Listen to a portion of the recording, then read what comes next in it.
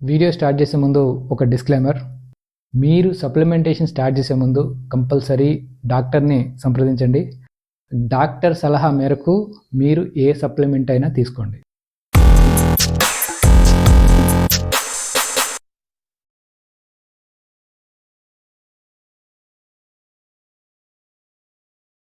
Melatonin గురించి already నేను previous వీడియోలో చెప్పాను. మెలటోనిన్ అనేది మన బాడీలో న్యాచురల్గా ప్రొడ్యూస్ అయ్యే ఒక కెమికల్. ఇది మార్కెట్లో సప్లిమెంట్స్ రూపంలో కూడా అవైలబుల్గా ఉంటుంది. ఇది 0.5 నుంచి నాకు తెలిసి 10 mg వరకు కూడా అవైలబుల్గా ఉంటుంది.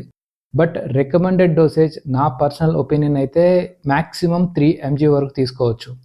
బట్ రెగ్యులర్గా కాదు.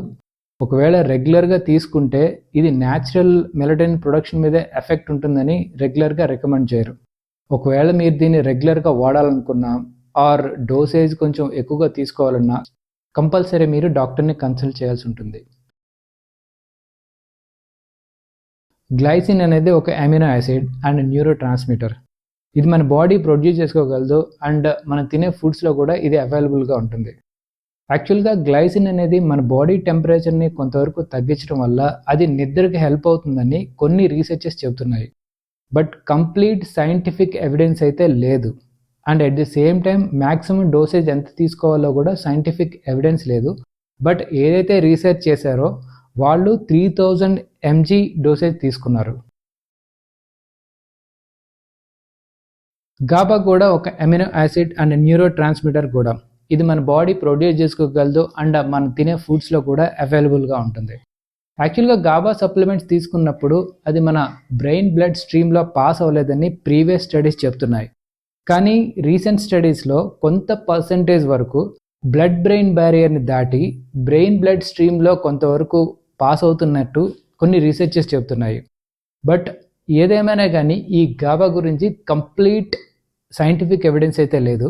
బట్ కొంతమంది దీన్ని వాడుతున్నప్పుడు రిజల్ట్ ఉంది కాబట్టి ఇది సప్లిమెంట్స్ కింద కొంతమంది వాడుతున్నారు. 5-HTP ఇది కూడా మన బాడీ ప్రొడ్యూస్ చేసుకోగలిగే ఒక కెమికల్.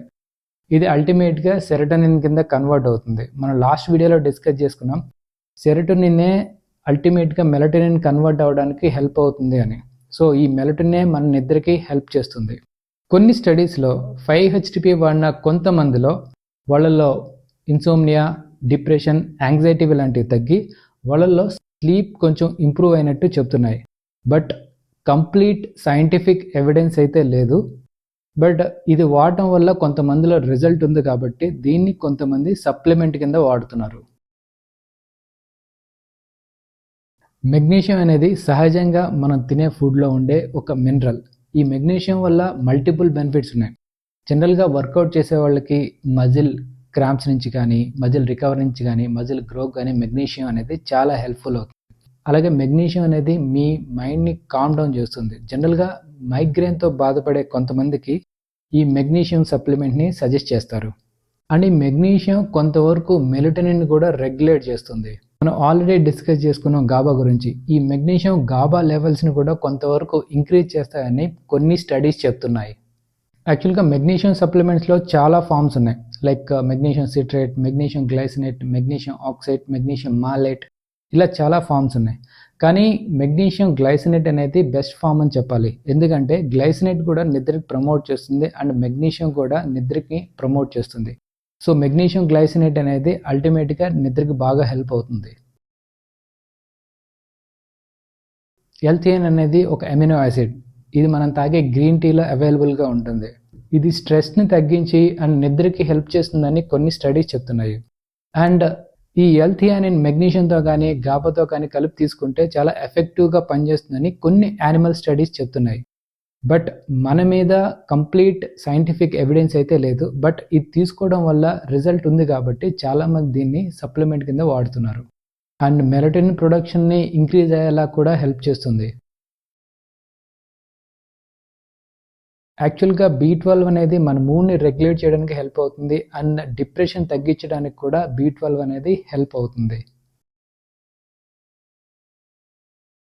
మీ అందరికీ తెలుసు అశ్వగంధ అనేది హెర్బల్ సప్లిమెంట్స్లో టాప్ లిస్ట్లో ఉంటుందని. ఇది యాంగ్జైటీ, స్ట్రెస్ని తగ్గించడంలో చాలా తోడ్పడుతుంది. సో ఎప్పుడైతే మనకి యాంగ్జైటీ స్ట్రెస్ తగ్గాయో అల్టిమేట్గా అది నిద్రకి ప్రమోట్ చేస్తుంది. That's it guys. ఈ వీడియో మీకు నచ్చిందని అనుకుంటున్నాను. వీడియో కనుక మీకు నచ్చితే లైక్ చేయండి, షేర్ చేయండి, సబ్స్క్రైబ్ మాత్రం తప్పకుండా చేయండి. Thanks for watching. బాయ్.